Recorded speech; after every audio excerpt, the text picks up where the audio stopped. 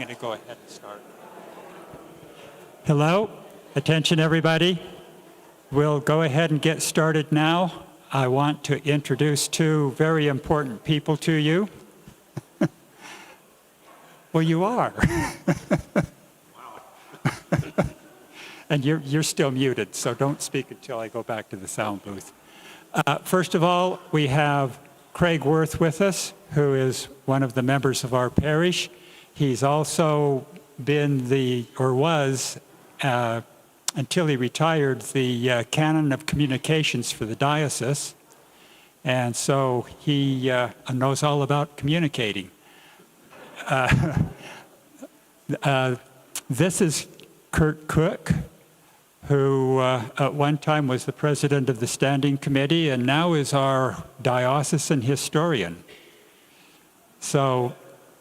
So we've got some very knowledgeable people here, and they have a lot of information about the early history of not just our chapel, but our parish in its totality. So I'm going to put this microphone up. I will turn your microphone on in just a second.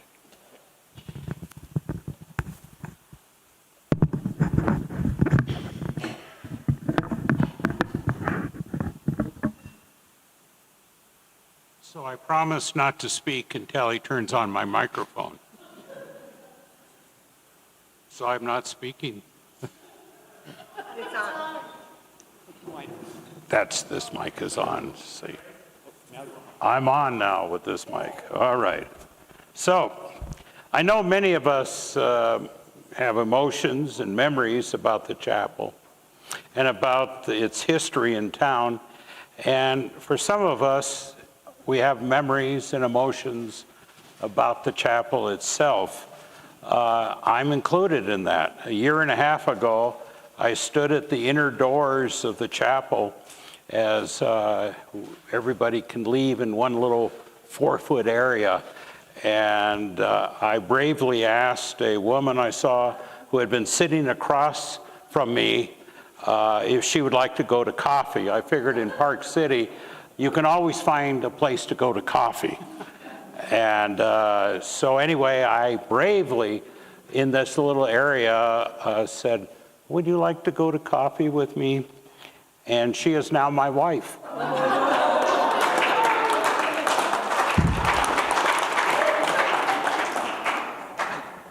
That was a heck of a sermon that Ashley preached that day, apparently, because she said yes, and then later she said yes. So it's a great and colorful history of that chapel, and it fits so well in with the early days of our diocese. Bishop Tuttle, when he arrived in Salt Lake City on July 4th of 1867, he said, what can he do? And he thought that the one area that people weren't being served in Utah was in mining. And so it became an obsession, a vocation, and his great influence to go to where the miners were as they weren't being served, particularly by another religion that had happened to come to Utah a couple years prior. And so it was very fitting that Park City became, from the very beginning, at least a focal point. And I know Kurt Cook will be talking a little bit about that. But I also want to emphasize that the chapel, while unique, there's a lot of similarity with the other 22 churches in our diocese. All of our churches, all of them, without exception, have gone through several buildings, including the Cathedral Church of St. Mark, which started in a bowling alley. St. Stephen's started in a laundromat to wash away your sins, I guess. Church of the Resurrection in Centerville started in a Jeep Posse building. And very interesting, All Saints started in a garage. And it was in that garage. Finally, the snow started to fall outside that garage, and they went to another place. All of our churches went through several buildings, and so in that case, we're not really unique here, but we are special. And all of us in those early buildings have those emotions and that history. And you know, as I started to look more into the history of this church, and as Kurt and I about 10 years ago went around to all the places where we knew of the Episcopal Church in Utah, we began to see a common pattern. And it was more than the history of buildings, it was the history of people. And so the more we study our history, the more we discover that we are a history of people, far more than the buildings. And we discover another thing, and that is that church history is really a history of a journey.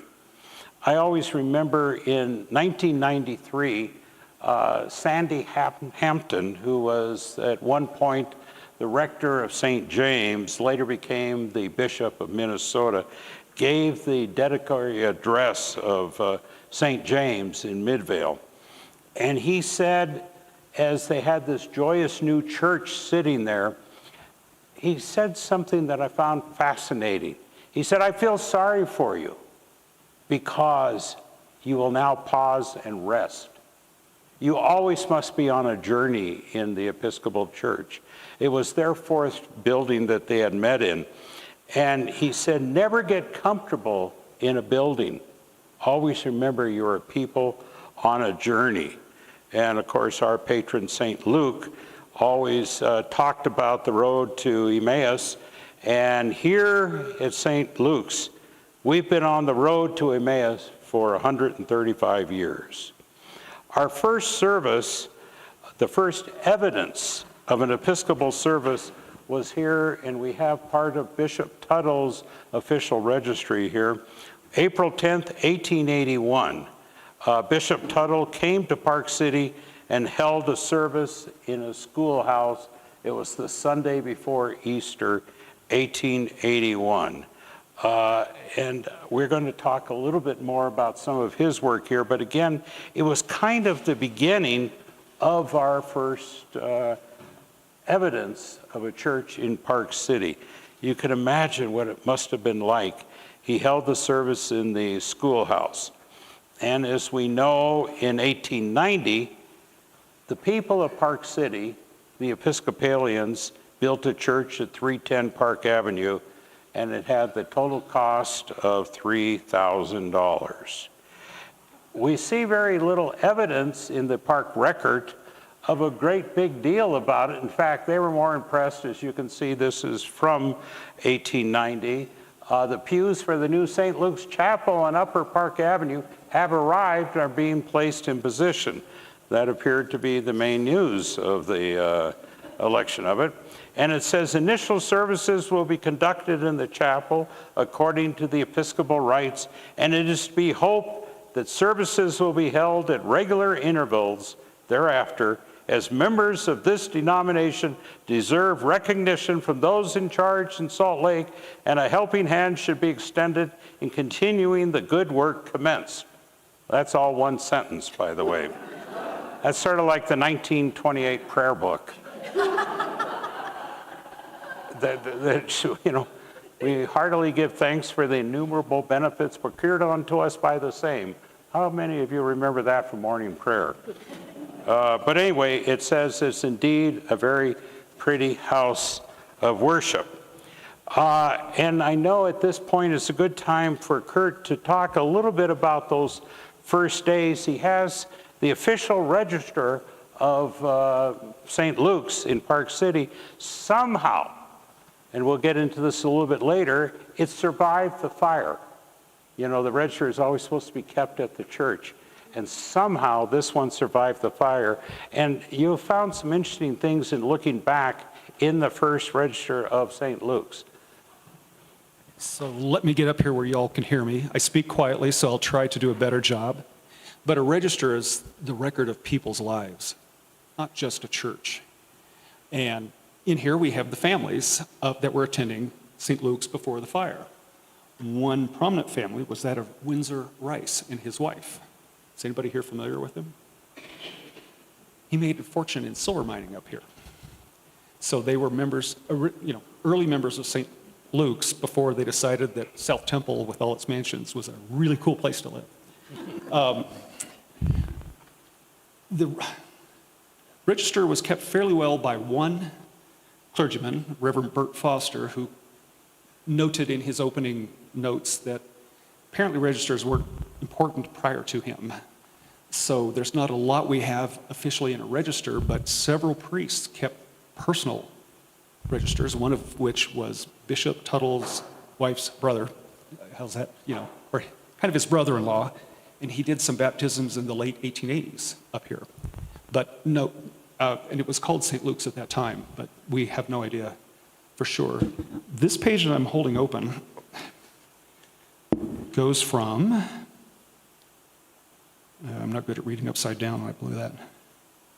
The great thing about 1881, it's the same upside down as it is right side up. True. Anyway, it I goes... just thought of that, Kurt. Thank you. I'm his foil, so if he has a good joke, he plays it. You know why I'm here. No, Craig and I have had a lot of fun working together. But it also covers the time just before and just after the fire. There's some baptisms in 1898. Was that the fire? That was the fire, yeah. Early in 1898. I was there. I wasn't going to say that. I didn't want to scare Shauna too badly. Yeah. And they're marked, right. the baptisms are marked as having been In done fact, at that St. was Luke's. that night. But the ones that were done afterwards, there's no place. Obviously, you couldn't do them in a burnt-out shell of a building. So it's really the record of people's lives and the forefathers of St. Luke's who, through their dedication and devotion, enabled you all to be here today in some way. So I'll leave this one open on the counter. I will chase away anybody who brings a cup of coffee and wants to stand over it. That's the archivist in me. Do you want me to talk about the other one yet? Or? Not yet. Okay. No. Okay, I'm That's done. on page 2 there, where it says Kurt in green. All right. One thing that I found interesting, as soon as they built that chapel in 1890 at 310 Park Avenue, which is actually 2 blocks from where the current chapel is, that they filled Sunday with a lot of service. As you can see here, this was from the park record of 1890. Holy Communion at 7:30 a.m., morning prayer at 11, Bible class at 3, evening prayer at 7:30, and everyone invited to attend. All 4 of those, I guess. So it's pretty amazing that this was not a place where it was just show up now and then. It was expected that you would go with a different sermon at 7:30 and a different sermon at evening prayer. I feel at times a closeness to evening prayer in their early churches. Kurt brought in our first Bishop Tuttle's altar service book. And you will see at evening prayer, and by the way, this probably would have been the altar service book that Bishop Tuttle would have used here in 1881.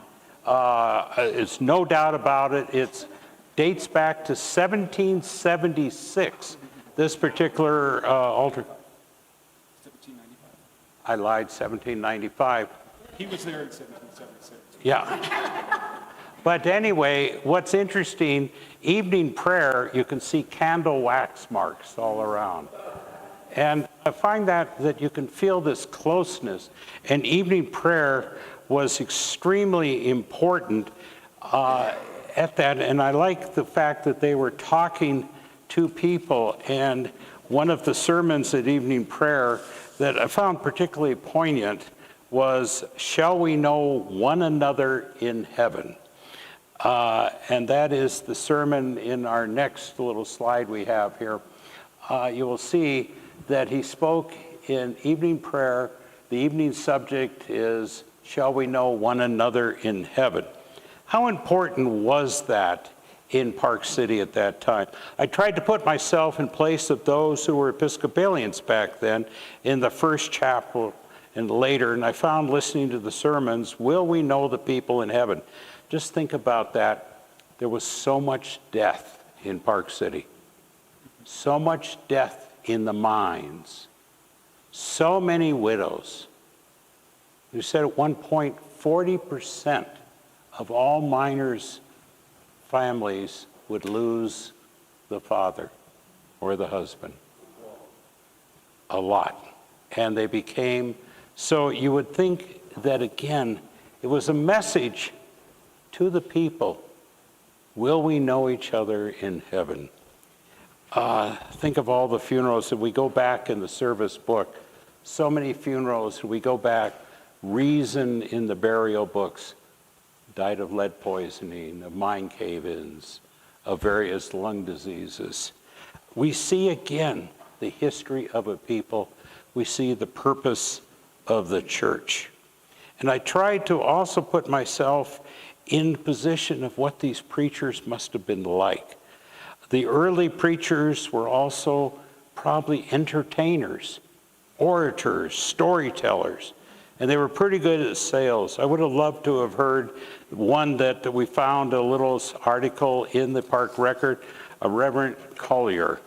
I love this description of him. Services at St. Luke's Church held next Sunday, May 2nd, 1897, Holy Community, etc. And it says here, Reverend Collier desires all members of the Episcopal Church to attend this setting to set an example to others. Now, could you imagine? We should put that in our programs, you know. I hope you're here next week to set an example to others. That's the Episcopal way. And then I love, this guy must have been great. I would have loved to have been his press agent. Reverend Henry B. Collier, the rector of St. Luke's, preached eloquent sermons last Sunday to his Park City congregations, who were very favorably impressed with the gentleman's efforts. The reverend gentleman possesses forensic ability of a high order.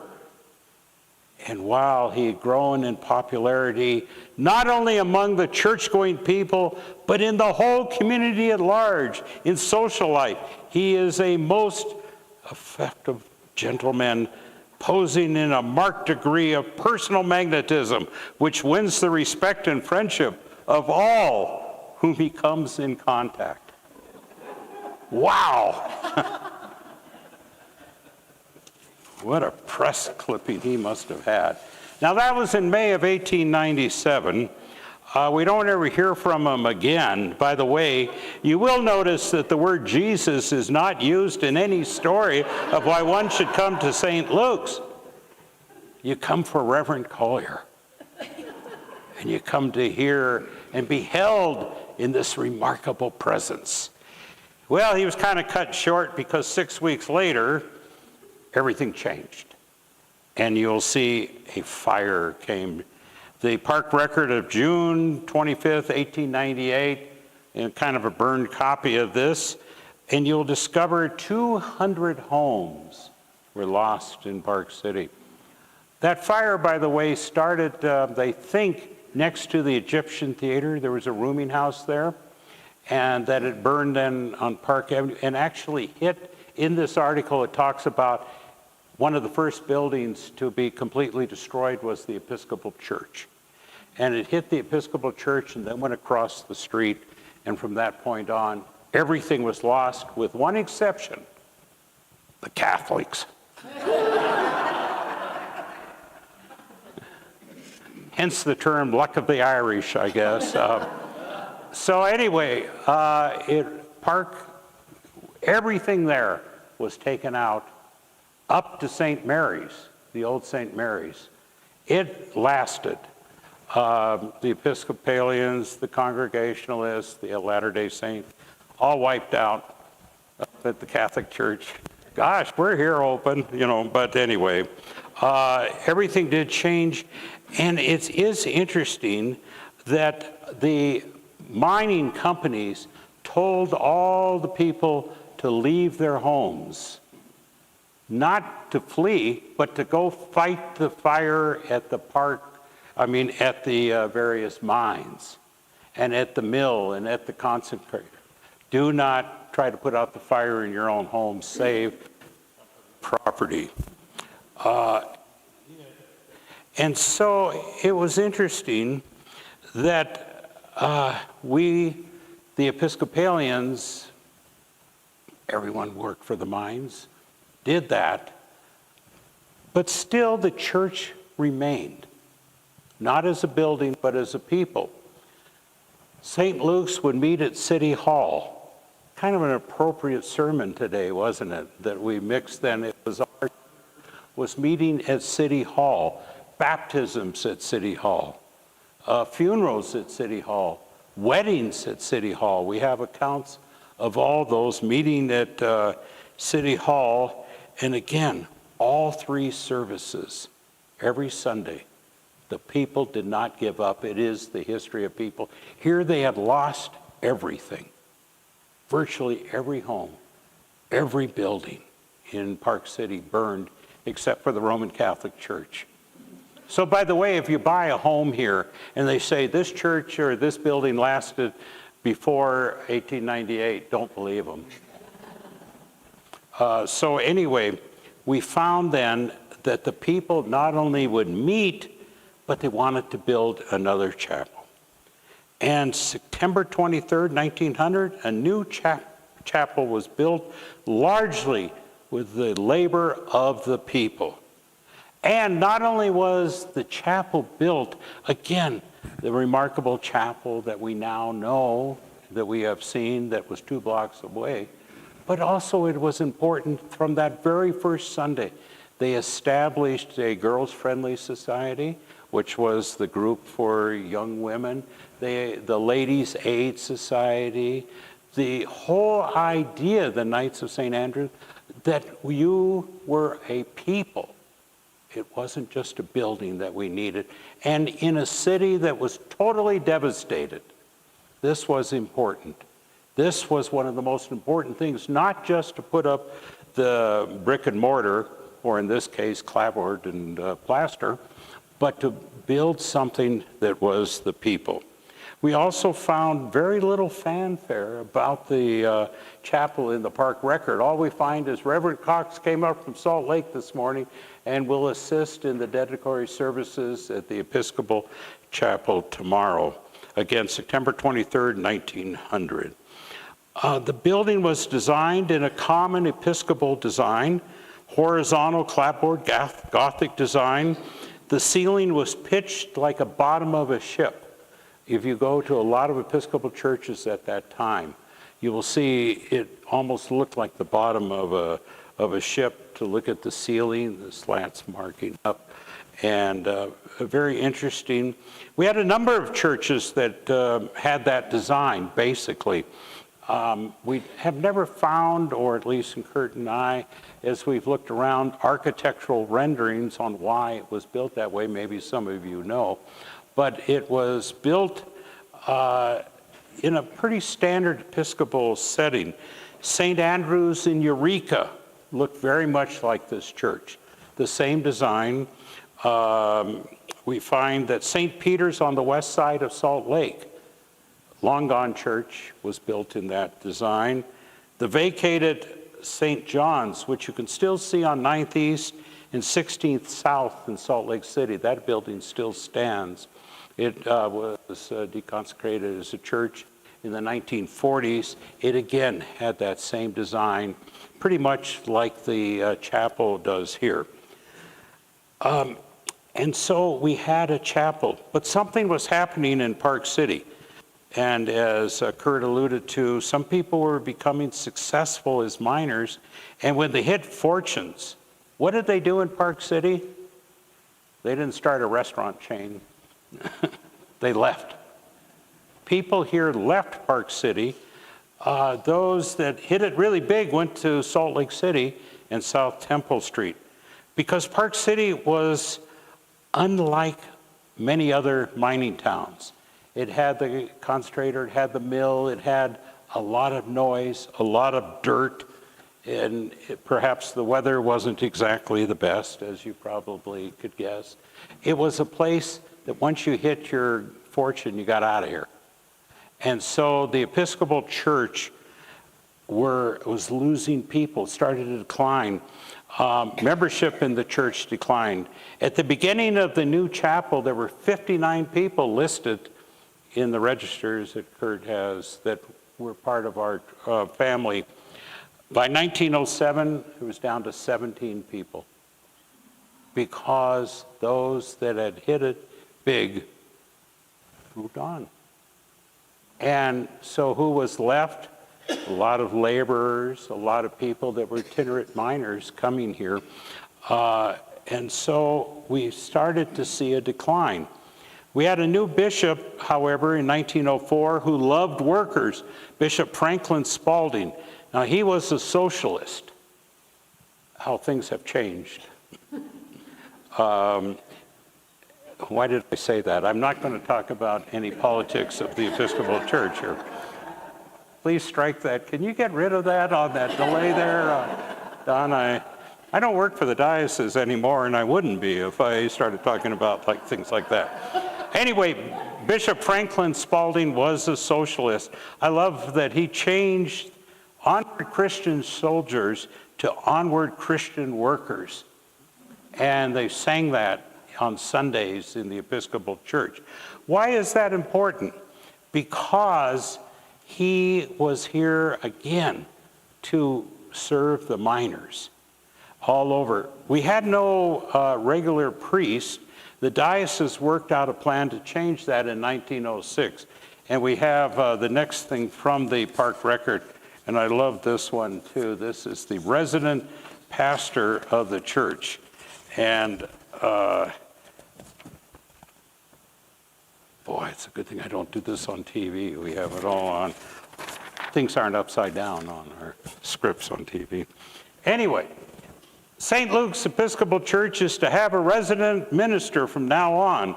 The Reverend A. George took charge last Sunday, and regular services, both morning and evening, will be held hereafter. This is good news for the Episcopalians of this city, who for years have had only occasional services in our chapel. The Reverend George is no, if you can read, stranger, having filled the pulpit several times. And again, we get into some wonderful writing. There's again, the Park Record must have had some Episcopalian as its editor or something. He is an able and pleasing preacher, and there is no question but what his church will grow under his administration.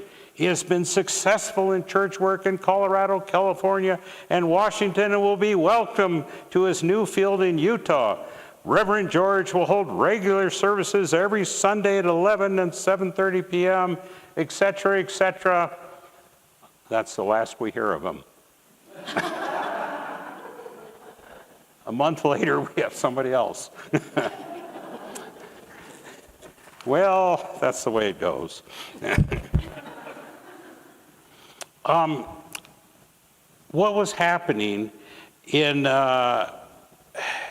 we still had that problem of declining enrollment. On November 11th, 1911, the Park Record reported Bishop Spalding called a meeting. And the meeting was, what can we do about the future of our church? There was dire news. Our church was in declining groups of people. Again, the mines were beginning to play out as early as 1911. Even though we had good socialist workers here, even though we had a good socialist bishop, that darn silver wasn't cooperating. There was dire news. A new priest, Stephen Clark, who later became a bishop of Utah, set a challenge in 1917. He said, we need some sort of a building or room of which social work could be carried out among the young people. We were in kind of hopeless situations. The future of the church. By the 1920s, this is one of my favorite writings about St. Luke's. Bishop Moulton, who had taken over, we had another bishop, Bishop Jones, who was also a socialist, and then Bishop Moulton, who always said he was a Mason.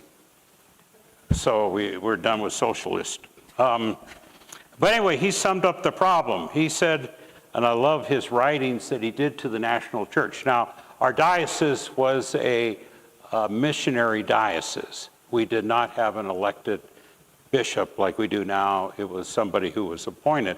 And Bishop Moulton said, we have a thriving mining community, about 4,000 population, 50% Mormon, strong Roman Catholic Church, Methodist Episcopal Church had 125 members.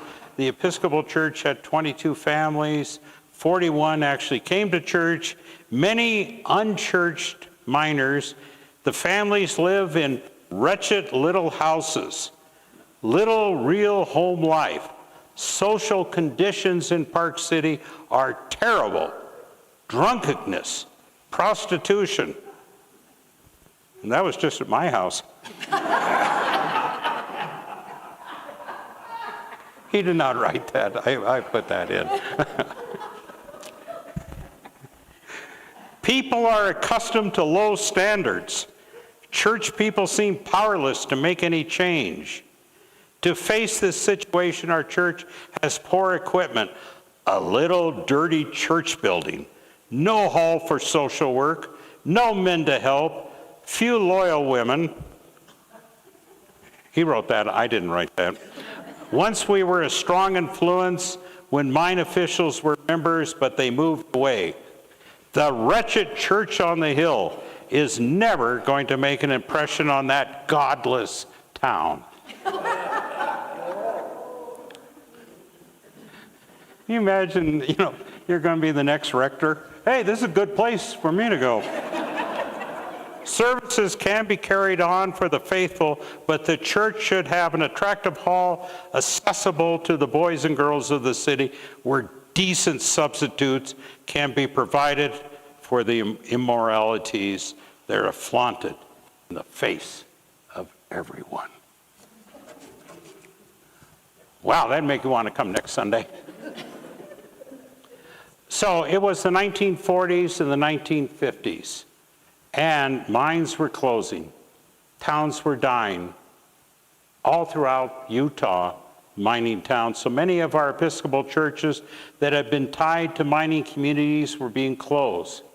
We had churches, Castlegate, Wellington, Standard, Helper, Eureka, Dugway, Garfield, and Murray, all closing at that time.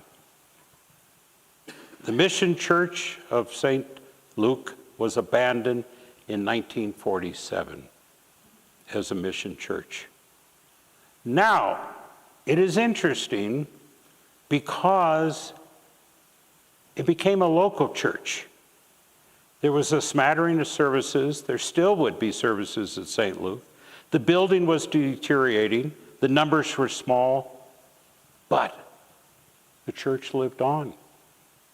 Again, it was the people. This is a story of the people. Once again, we see there was Christmas, Easter, funerals, weddings, and there was life. There's one article in the Park Record where they're talking about Christmas services throughout the area, again at the Roman Catholic Church. They had it all. But they talked about what they were doing, and it said, although there is no service, they have decorated the altar at St. Luke's for Christmas. Again, it was the people carrying on. I can't emphasize that enough, that the people of this now parish really did something nobody else could do in a lot of our places in Utah, and that is kept the spirit alive. And as Kurt and I have gone around, I remember in Eureka, we went out to a weed-covered area that was an old cemetery, and we saw the names of the Episcopalians. We prayed for them, again, but their churches were gone. Somehow, this church kept going. It was a local church. And in 1960, Bishop Watson said St. Luke's could return to become to this missionary diocese, but the local folks had to fix up the building. The coal stove was removed, and we see that the church was going to reopen. On October 21st, 1965, on the date of our patron saint, St. Luke's, the doors were formally opened again. But unfortunately, it would be short-lived. The church would open, and there actually, when St. Luke's did open, you'll see in this article, there was a parade of Park Avenue. The choir marched up the street, the clerics marched up the street, the people marched up the street. It was going to be, again, the people had brought the spirit of St. Luke's back to life. I think it's appropriate that walked up the street. Why? Because again, we go back to being a journey. The road to Emmaus, happening again, walking up the street, learning, giving our witness. But then in our next slide, we see something happened. And that is the members are unable to have regular services and are encouraged to either travel to Salt Lake or attend the Park City Community Church. Once again, we started to lose the people. We didn't lose the spirit, but could not keep it going. In 1978, Bishop Charles would deconsecrate the church. The diocese sought to sell it. It was a rough go. How rough was it back in the 1970s? If any of you happened to be around then and remember that? You remember? I remember I was a student at the University of Utah, and First Security Bank came down and put up a table, and they were offering stupid students, because we were so stupid, we would bought the homes for $175, which was 2 years back taxes. We could have bought a home on Main Street. I didn't have $175, and I don't have $17,500,000 right now, but that's what had happened to Park City. The diocese wanted to sell the church. Nobody would buy it. Who would want to buy anything in Park City? It was a rough go. The church was vacant again. So what happened? The people of our church, once again, after it was deconsecrated, raised money and a lot of sweat. People saved it. People saved it at that time into the 1980s. The wallpaper was torn off the old church, and we found cloth that it was attached to.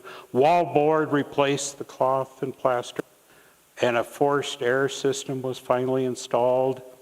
In 1988, it was reconsecrated to serve along with the new church eventually, the church that we stand in at this moment. This chapter of our journey, unlike all the other mining churches that consolidated, such as in Carbon County or are gone, all other churches that left our Episcopal diocese, 16 of them no longer are around that used to be here. Unlike all those others, the people of St. Luke's had built a new church. And the new church here in Silver Springs not only survived, but as you know, we became a parish. And as the late Bishop Sandy Hampton would tell us, let us not rest at this moment either. We are on this journey. For all along, we saw this was the history of people who served the Lord, and people of their memories, such as me, I would have probably never asked anyone in church to go for coffee, much less later to marry me. I hadn't done it for 73 years, and I've been a lifelong Episcopalian. What possessed me? Well, no, I don't mean it that way. Never vary from the script. What a God-given moment in my life. What a wonderful moment. She's smiling. Thank you, Shauna. And if it wasn't for that chapel, my life would have been different, and I thank God for that. If it wasn't for St. Luke's, my life would have been different, and I thank God for that.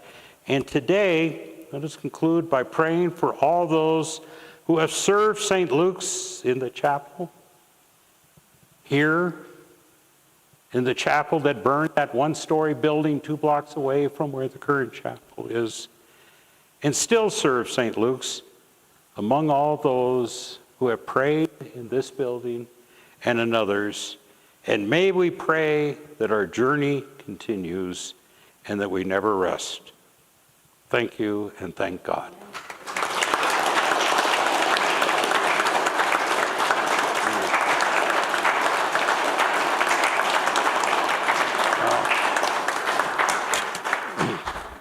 Thank you. And Kurt has these books that are fascinating. By the way, that the service book, which is used at the altar, to our knowledge, this is the best preserved Old Book of Common Prayer in the entire country. And it's the second printing of the Book of Common Prayer, and we ended up with it in our diocese involved, and it's one of our greatest treasures that we have. Thank you. I'm going to yell out loud. Sorry. The Archives of the Episcopal Church asked me to scan that and send it to them because our copy's better than theirs. Craig, Kurt, thank you for taking the time to be with us and to teach us about our history. We truly appreciate it. And Thank you. And we do have an incredible history, and I'm sure it's going to go on and on, isn't it?